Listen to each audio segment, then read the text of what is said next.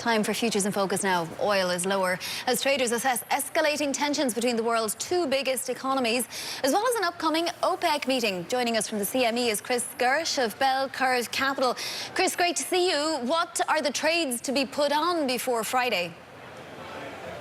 Vonnie, I think that we're actually going to go higher from here. Despite a really strong dollar and those trade concerns, really having oil traders concerned about third quarter earnings, I saw WTI really hold in it at that 64.50 base. And so ultimately, as long as it holds that level, I believe it can go higher.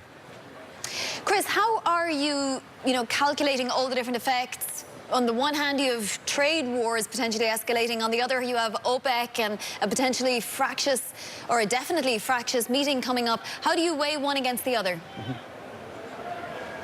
I'm really weighing China as something that's going to take some time to develop. So ultimately, those tariffs are going to take place in July if they do occur. I think it's a little tit for tat right now.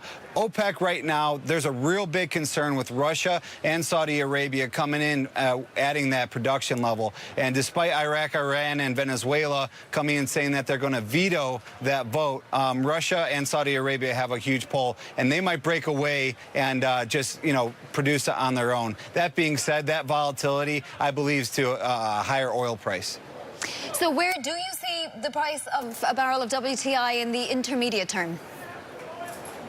In the intermediate term, I think we're going to be at 64.50. If that level does not hold right where we're trading right now, 62 is the base. So I believe 62 to about 68.5 before the July 4th holiday.